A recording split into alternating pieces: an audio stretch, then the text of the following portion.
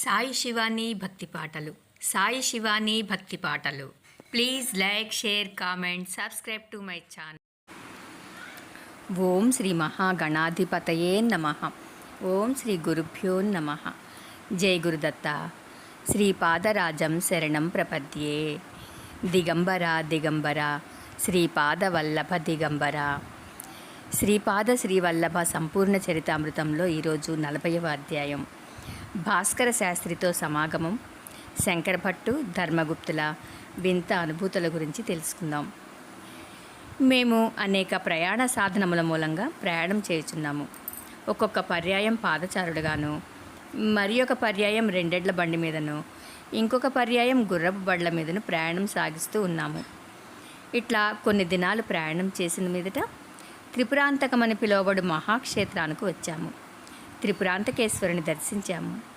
దివ్యానుభవము తెలుపవలనన్నా మిక్కుటమైన అనుభవాలు కలుగుచున్నాయి. మా వద్ద శ్రీచరణుల దివ్య పాదుకలున్నాయి. మేము ప్రయాణం చేయనప్పుడు మాతోనే శ్రీచరణులు ప్రయాణం చేయుచున్నట్లు తోస్తూ ఉంది. మేము అడుగులు వేసేటప్పుడు అవి మా అడుగులు కాకుండా శ్రీచరణులు మా శరీరంలోనే ఉండి అడుగులు వేయిచుండిరని అనిపిస్తూ ఉన్నది. మేము మాట్లాడినప్పుడు కూడా మేము ఏం మాట్లాడుచున్నామో తెలియకుండా వారే మా ద్వారా మాట్లాడుచున్నారని తోస్తూ ఉన్నది. మేము భోజనం చేయనప్పుడు వారే మాలో నుండి భోజనం చేయుచున్నట్లు తోచేది. మా శరీరములలో, మాంసములో, రక్తములో, నాడులలో శ్రీవారే ఉండి ఉన్నట్లు అనిపించేది. జీవాత్మయే పరమాత్మ అనడి సిద్ధాంతమును వినియున్నాము. అంతేగాని శరీరమునందంతటను శ్రీచరణుల చైతన్యమే నిండియుండి వారితో ఏ విధమైన స్పర్శ లేకుండా అనుభవము మాత్రమే కలిగించడి ఈ రకమైన లీలను మేము ఏనాడు కన్నీ విని ఉండలేదు. త్రిపురాంతకేశ్వరుని అర్చక స్వామి పేరు భాస్కర శాస్త్రి. అతడు మమ్మెంతగానో అభిమానించాడు. అతడు శ్రీ పీఠికాపుర వాస్తవ్యుడట. అర్చన చేయుటకై అచ్చట నియమింపబడినట. అతడు షోడశి రాజేశ్వరి భక్తుడు.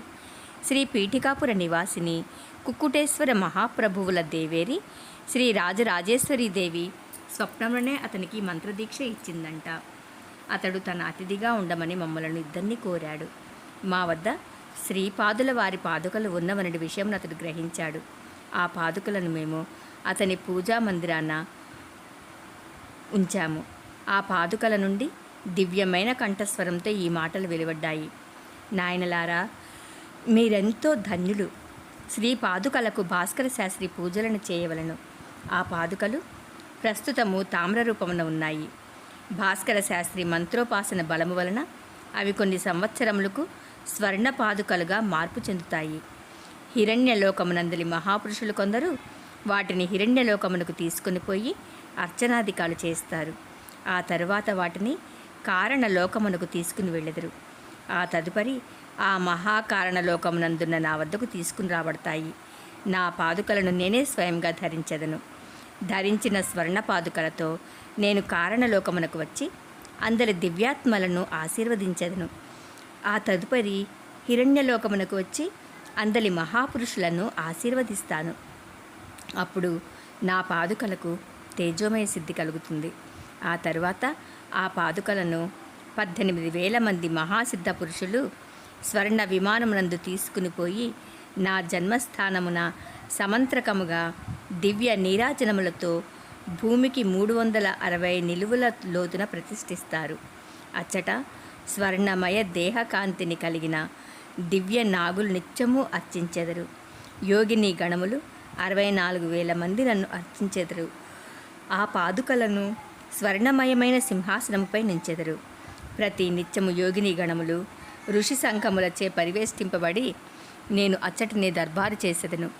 ఆ భూమిని అంటిపెట్టుకొనియుండి మరి ఒక కొలతలతో అదృశ్య అగోచర పరిస్థితిలో స్వర్ణ పీఠికాపురం అనేది ఉంటుంది. ప్రాకృత జనులకు భూమి అందున్న ప్రాకృత పీఠికాపురమే కాననవుతుంది. యోగ దృష్టి కలవారికి మాత్రమే స్వర్ణ పీఠికాపురము కనిపిస్తుంది. నా స్వర్ణ పాదుకలు ప్రతిష్ఠింపబడు ప్రదేశమునకు ప్రాకృత ప్రదేశోపరి భాగమున నా పాదుకలు పీఠికాపురమున ప్రతిష్ఠింపబడతాయి. అందుచేత మీరందరూ ఆనందముతో ఉండండి. భవిష్యత్తులో చిత్ర విచిత్రములు ఎన్నో జరుగును. నా మహాసంస్థానందున్న నా పాదుకలు దర్శనమునకు చీమల బారుల వల్లే నా భక్తులు తరలివస్తారు. మేము ఎంతయో ఆశ్చర్యానందాలకు లోనయ్యాము. శ్రీ భాస్కర శాస్త్రి షోడశి రాజరాజేశ్వరి ఆరాధించు పరమభక్తుడు.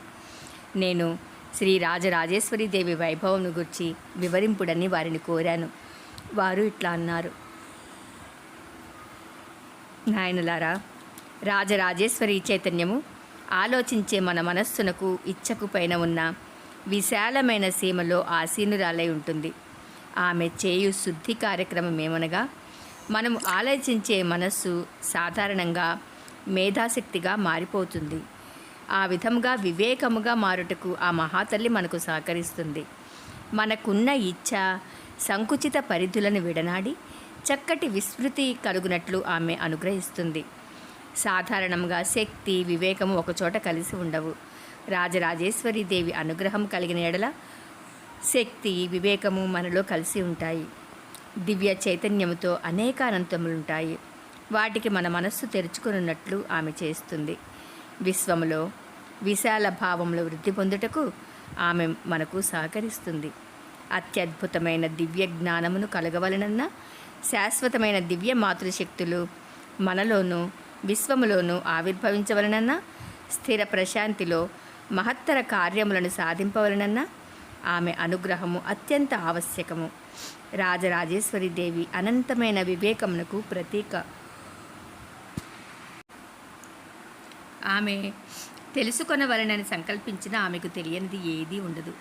సర్వ విషయాలను, సర్వజీవులను, వారి స్వభావాలను, వాటిని కదిలించే శక్తులను, ఈ ప్రపంచం యొక్క ధర్మమును, దానికి సంబంధించిన యోగ్యమైన సమయమును ఆమె గ్రహించగలదు. ఆమెకు పక్షపాత బుద్ధి ఎంత మాత్రమూ లేదు. ఆమెకు ఎవరి పట్ల అభిమానం కానీ ద్వేషం కానీ ఉండదు. సాధనా బలము వలన భవిష్యత్ దర్శనమును సంపాదించుకున్న వారిని ఆమె విశ్వాసపాత్రులుగా పరిగణించి తన ఆంతరంగికులుగా స్వీకరిస్తుంది. ఈ రాజరాజేశ్వరి శక్తిని పెంపొందించుకున్న సాధకులు తమ వివేక బలంతో విరోధి శక్తులను నిర్మూలించుకోగలుగుతారు. ఆమె వారికి ఎటువంటి ఫలితాన్ని ఇవ్వాలో అటువంటి ఫలితాన్ని ఇస్తుంది. ఆమె విశ్వంలో దేనితోనూ అనుబంధం పెట్టుకోకుండా, అంటే అసంగత్వాన్ని కలిగి ఉంటుంది. ఆమె ప్రతి వారిలోనూ వారి ప్రకృతిని బట్టి, అవసరాన్ని బట్టి, సామర్థ్యాన్ని బట్టి వ్యవహరించగలుగుతుంది. రాజరాజేశ్వరి దేవి తన ఇచ్చను ఎవరి మీదనూ బలవంతంగా విధించదు. పరిమాణానికి సమ్మతించిన వారిని వారికి తగ్గట్టుగా ముందుకు నడిపిస్తుంది. అజ్ఞానులను వారి అజ్ఞాన మార్గాలలోనే పోనిస్తుంది. అటువంటి వారి పెంచి పోషించుకుంటున్న స్వతంత్రాన్ని ఆమె మన్నిస్తుంది. వారు బాగుపడినా చెడిపోయినా ఆమె పట్టించుకోదు. ఆమె కరుణ అంతులేనిది, తరిగిపోనిది. ఆమె దృష్టిలో అందరూ తన బిడ్డలే. అసురులు, రాక్షసులు, పిశాచాలు సహితం ఆమె తన బిడ్డలుగానే పరిగణిస్తుంది. మానవుల దయలాగా ఆమె దయ గుడ్డిది కాదు. ఆమెకు ఎంత దయ ఉన్నా వివేకం కోల్పోదు. పరమాత్మ ఆజ్ఞాపించిన మార్గం నుండి ఆమె ఏ మాత్రమూ వైదొలగదు. ఆమె ప్రయోగించే శక్తికి జ్ఞానమే కేంద్రము. అందుచేత మనం ఆమె అనుగ్రహాన్ని పొందితే సత్యం బయటకు రప్పించబడి మనకు సత్యజ్ఞాన బోధ కలుగుతుంది. ఆమె శక్తిని మనం పొందాలంటే కర్తవ్య దీక్షను, సత్య శోధనను ఎడదెగకుండా అవలంబించాలి. అప్పుడే మనం అనుగ్రహించబడతాము. నేను పీఠికాపుర వాస్తవ్యుడనైన కారణాన, శ్రీపాదుల వారి దయకు పాత్రుడనైన కారణాన రాజరాజేశ్వరి దీక్షలో సఫలీకృతుడనయ్యాను. ఈరోజు నాకు దీక్షా సమయం, ఎక్కువసేపు ధ్యానంలో గడపవలసిన సమయం. శ్రీపాదుల వారు ఏ పరిస్థితులలో పీఠికాపురం నుండి బయలుదేరి సంచారమునకు వచ్చినారో రేపు మీకు తెలియచేస్తాను. మీరు ఇచ్చటకు వచ్చుటకు పూర్వం శ్రీపాదుల వారు నేను సమర్పించిన పులిహోరను కొద్దిగా స్వీకరించారు. వారు రాజరాజేశ్వరి రూపంలో దర్శనమిస్తారు. ఆ మహాప్రసాదములు తీసుకుని మీరు కూడా ధ్యానస్థులు కావలసినది. శ్రీపాద శ్రీవల్లభులకు జయము జయము. 40వ అధ్యాయము సంపూర్ణము. జయ గురుదత్త. శ్రీపాదరాజం శరణం ప్రపద్యే. దిగంబర దిగంబర శ్రీపాదవల్లభ దిగంబర.